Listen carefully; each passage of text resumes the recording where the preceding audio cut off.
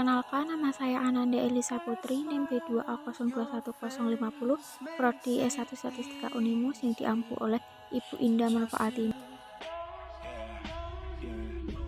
Kali ini saya akan mengambil materi tentang analisis kolerasi.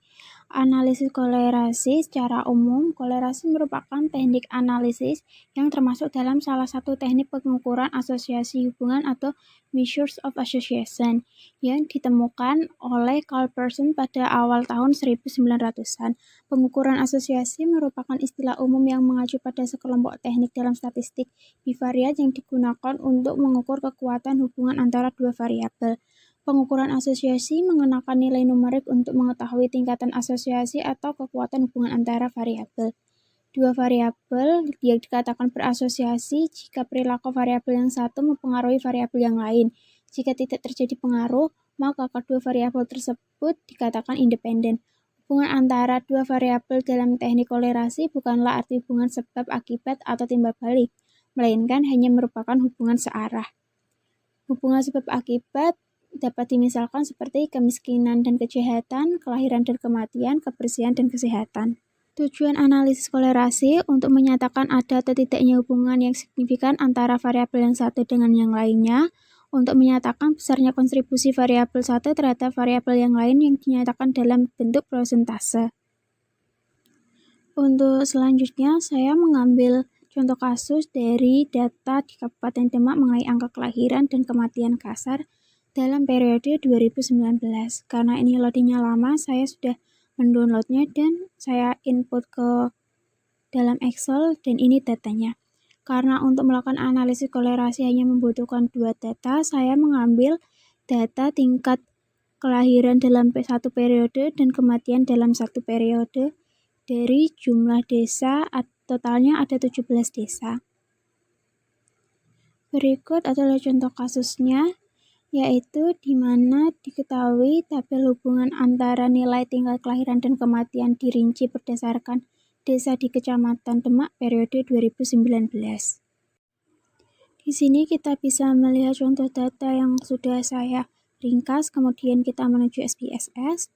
Nah, tampilan SPSS ada data view dan variable view. Untuk input kita masuk ke variable view dan kita masukkan objeknya tadi, yaitu ada nama desa, kemudian ada jumlah angka kelahiran, dan selanjutnya ada jumlah angka kematian. Untuk di type yang nama desa kita ubah menjadi string, bisa kita lihat pada layar. Kemudian untuk di bagian desimal, karena tidak ada angka di belakang koma, maka kita buat semuanya menjadi 0. Dan untuk skalanya kita ubah menjadi skala scale. Tak lupa juga di label kita tuliskan keterangan. Karena di nama hanya berisi sedikit keterangan, maka di label kita isi keterangannya secara panjang. Misalnya desa menjadi nama desa, sedangkan kelahiran menjadi jumlah angka kelahiran. Dan untuk berikutnya, kematian kita akan tuliskan menjadi jumlah angka kematian. Nah, di sini letak besar lebarnya bisa kita atur sesuai keinginan kita.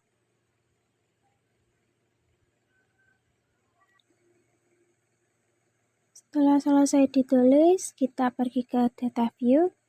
Nah, bisa dilihat tampilannya, lalu kita langsung ke Excel. Kita copy jumlah datanya tadi.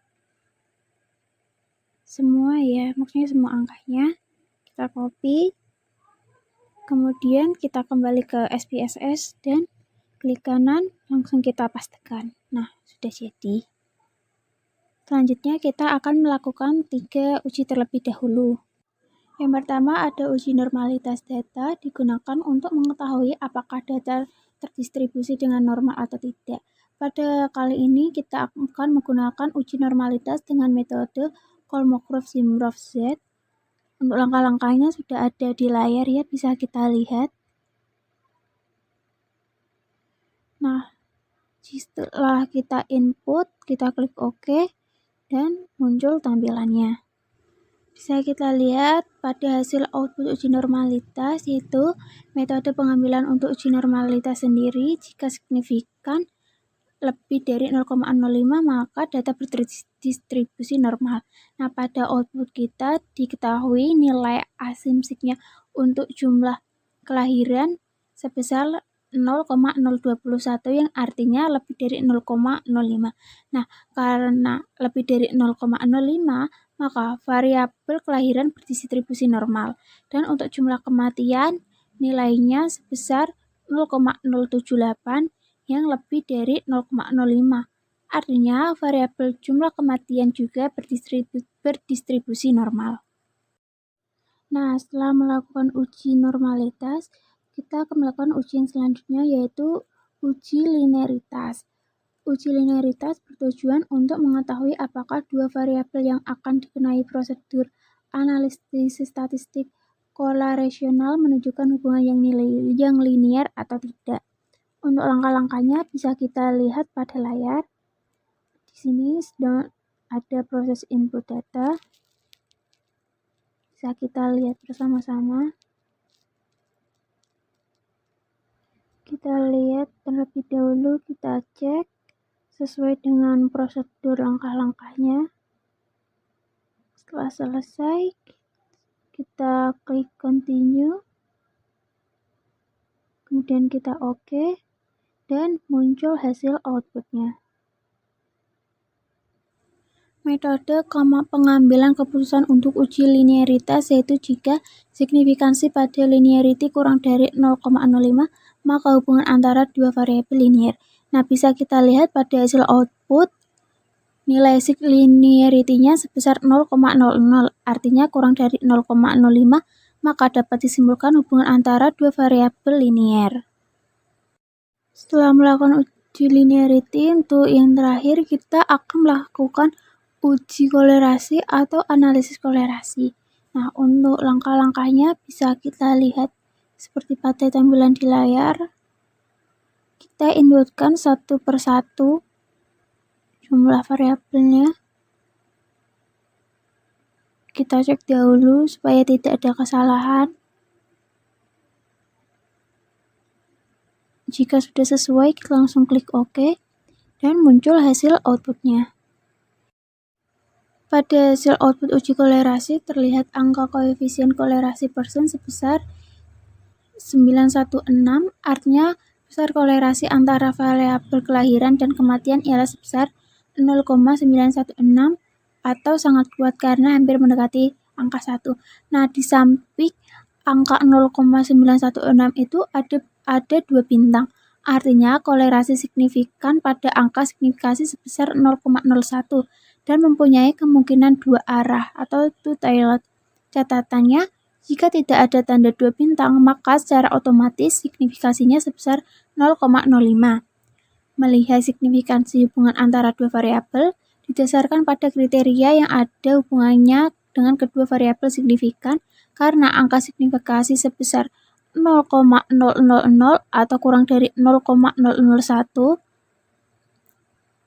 Melihat arah kolerasi antara dua variabel, arah kolerasi dilihat dari angka koefisien kolerasi hasilnya positif atau negatif.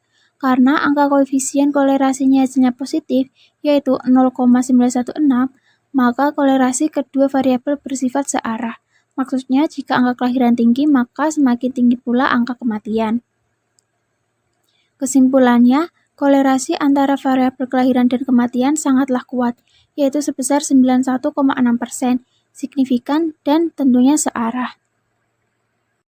Sekian penjelasan dari saya mengenai analisis kolerasi menggunakan program SPSS. Sampai jumpa.